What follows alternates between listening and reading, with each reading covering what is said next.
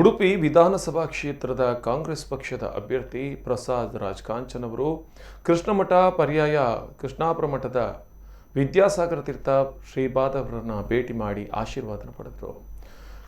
ಪರ್ಯಾಯ ಮಠಾಧೀಶರಾಗಿರುವಂತಹ ವಿದ್ಯಾಸಾಗರ ತೀರ್ಥ ಸ್ವಾಮೀಜಿಯವರನ್ನು ಭೇಟಿಯಾದರು. ಅವರಲ್ಲಿ ಆಶೀರ್ವಾದವನ್ನು ಪಡೆದುಕೊಂಡರು. ಹಾಗೆ ಕಾಣಿಯೂರು ಮಠದ ವಿದ್ಯಾವಲ್ಲಭ ತೀರ್ಥ ಶ್ರೀಪಾದರ್ ಅವರ ಆಶೀರ್ವಾದವನ್ನು ಕೂಡ ಪಡೆದರು. ಈ ಸಂದರ್ಭದಲ್ಲಿ ಭಾಸ್ಕರ್ ರಾವ್ ಕಿದಿಯೂರು, ವಿಶ್ವಾಸ್ ಅಮೀನ್, ಪ್ರಶಾಂತ್ ಪೂಜಾರಿ, ಶರತ್ ಕುಂದರ್, ರೋಷನ್ ಶೆಟ್ಟಿ ಮೊದಲಾದವರು ಉಪಸ್ಥಿತರಿದ್ದರು.